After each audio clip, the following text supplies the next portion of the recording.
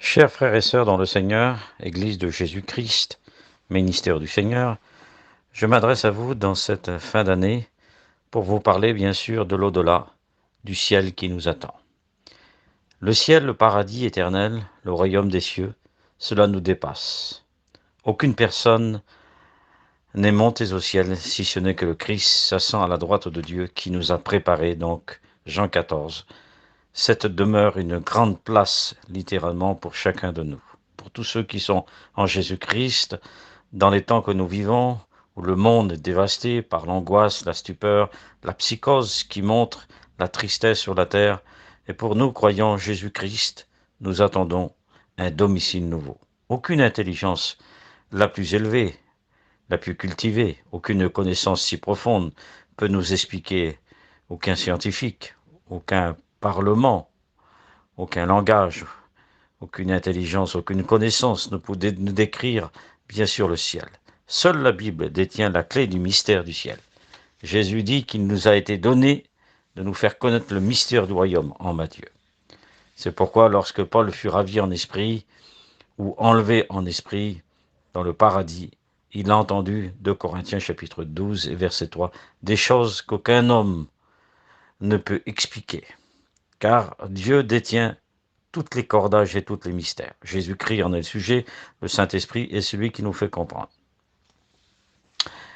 Le ciel de Dieu est voulu par Dieu, prophétisé par les prophètes, mais attention, enseigné par Jésus-Christ. Le Saint-Esprit nous fait comprendre tous les mystères cachés.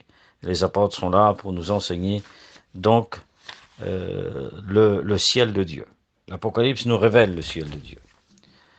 Le ciel de Dieu se résume, bien sûr, est le centre de notre espérance que nous attendons, des nouveaux cieux. Apocalypse 22, verset 3. Dieu va créer de nouveaux cieux et une nouvelle terre, où toute chose sera nouveau au-dessus de nous, autour de nous, devant nous, au-dessous de nous. Le vrai domicile céleste est notre maison, c'est le ciel notre espérance. C'est au ciel que tout va disparaître, nos inquiétudes, toute chose sera nouveau. Rien d'inquiétude et de combativité ne rentrera au ciel. Tout est pur dans le ciel. Matthieu chapitre 5, verset 9. Heureux les cœurs purs, car ils verront Dieu. C'est une condition divine, spirituelle et bien sûr doctrinale. Pour ceux qui vont aller au ciel, il faut être né de nouveau. Jean 3, 3 et verset 5. Celui qui est né de nouveau ne pourra entrer et voir le royaume des cieux. C'est au ciel que tout combat sera terminé, achevé, mis à terre. C'est notre domicile éternel. Apocalypse 21, verset 4. C'est au ciel que nous serons tous unis au nom de Jésus-Christ. Éphésiens 1, 10. Les choses séparées seront unies. C'est pourquoi soyons en paix avec tous ceux qui sont autour de nous. Pardonnons-nous, bénissons-nous, ceux qui nous persécutent, ceux qui nous maltraitent. Prions pour eux, afin que le Seigneur puisse nous faire comprendre ce que nous devons comprendre dans la parole. C'est au ciel que nous verrons Dieu et Jésus-Christ et la personne du Saint-Esprit. Apocalypse 21 verset 5. C'est dans le ciel que nous toucherons les choses célestes à l'extrémité de notre doigt. Et Philippiens 3, 21, nous aurons un corps, bien sûr, comme Christ. Comme Christ. C'est semblable à lui. C'est au ciel qu'il n'y aura. Le ciel n'est pas une construction matérielle, mais céleste. Le ciel n'est pas une imagination, mais il est divin. Le ciel n'est pas un bâtiment de construction ou là des étages. Oui, non, c'est par les mains, ni par les mains des hommes, mais Christ est l'architecte, c'est lui qui l'a préparé. Ni un temple de Salomon, mais c'est un royaume des cieux. Ce n'est ni un château, mais c'est le ciel de Dieu que le Seigneur nous a préparé, Jésus-Christ. Ni un oasis, une terre lointaine, mais des nouveaux cieux et une nouvelle terre. Ce n'est ni une maison avec la dimension des hommes, où il y a plusieurs demeures, mais c'est une grande place pour tout le monde. Jean 14, verset 3, il revient nous chercher bientôt. Quelle sera la perfection du ciel? Voyons une réflexion. Ce sera Dieu lui-même dans toute sa personne divin, infini, dans son amour éternel. Car trois choses demeurent, la foi, l'espérance et l'amour. Quel va être le terme du ciel? C'est Jésus-Christ qui remplira le ciel. C'est lui qui nous emmène au ciel. C'est lui qui est le sujet du ciel. Il n'y a pas d'autre nom qui a été donné dans le ciel et bien sûr sur la terre, à savoir Jésus-Christ. Oui, c'est par lui que le ciel s'ouvre. Et il s'ouvre pour toi et pour chacun de nous. Gloire à Dieu. Quelle sera la mélodie du ciel? Aucune orchestre, aucune composition morale, scientifique, connaissance qui ne peut donner ce que je dis. Quelle sera la mélodie du ciel? Ce sera le cantique de l'agneau. Israël chantera le cantique, bien sûr, de Moïse. Nous chanterons, nous, l'Église, le cantique de l'agneau, parce que c'est l'agneau qui a ôté nos péchés. C'est l'agneau qui nous a pardonnés. C'est l'agneau qui a vaincu le mal. C'est l'agneau qui efface toutes nos fautes. Qui va éclairer le ciel? La révélation divine nous dit que c'est l'agneau et son flambeau et la gloire de Dieu, car le royaume des cieux n'a besoin ni de soleil ni de lune pour éclairer. Apocalypse 21, verset 22. Quels sont les fondements du ciel? Il y aura dans la gloire 12 fondements, qui sont les noms des apôtres de l'agneau. Apocalypse 21, verset 14. La royauté du ciel. Il n'est pas question, bien sûr, de ceux qui sont dehors, mais de ceux qui sont de dedans, l'église de Jésus-Christ, les rachetés, qui auront des couronnes d'or sur leur tête et qui seront récompensés. Apocalypse 4 et verset 11. Des vêtements blancs qui nous sera revêtus, symbole de la sainteté. Apocalypse 20, chapitre 5 et verset 8. Nous aurons des harpes à la main, des instruments, symboles de rendre gloire à Dieu, des actions de grâce. Nous aurons des coupes d'or remplies des prières des croyants. De Chroniques, chapitre 25 et verset 6. Oui, nous serons assis sur des trônes, nous régnerons, nous serons vainqueurs, et nous aura le pouvoir, bien sûr, le Seigneur. Il est question que nous serons aussi assis avec Christ pour participer, Seigneur, à toutes, à le servir, à le glorifier dans le ciel. Jésus confessera notre nom devant Dieu le Père et devant tous les anges saints. Apocalypse 3, verset 5. Jésus écrira sur nous le nom de Dieu. Nous serons des colonnes dans son temple. Apocalypse chapitre 3 et verset 12.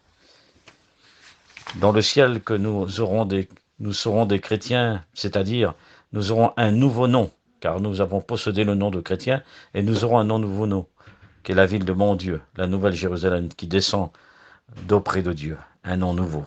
Nous serons des vainqueurs à côté du grand vainqueur, comme Jésus s'est assis à côté de son Père. Apocalypse 3, verset 21. Nous serons revêtus de vêtements blancs et des couronnes d'or sur notre tête. Apocalypse 4 et verset 14.